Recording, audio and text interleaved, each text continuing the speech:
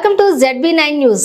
రాబోయే జనరల్ ఎన్నికల చట్టాలు, ఎన్నికల ప్రవర్తన నియమావళికి సంబంధించి అవగాహన కల్పించేందుకు కమిషనరేట్ పరిధిలోని పోలీస్ అధికారులకు Ramagundam police commissioner M Srinivas IPS ఎన్నికల శిక్షణ సమావేశం రామగుండం పోలీస్ కమిషనరేట్లో నిర్వహించారు.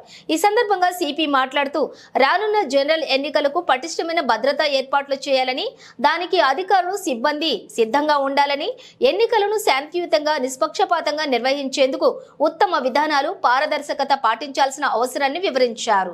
రామగుండం కమిషనర్ పరిధిలోని ఈ రోజు నుండి వారం రోజుల పాటు పోలీస్ అధికారులకు, తర్వాత ఏఎస్ఐ, హెచ్సిపిసిలకు ఎన్నికలకు సంబంధించిన శిక్షణ కార్యక్రమం నిర్వహించడం జరుగుతుందని తెలిపారు.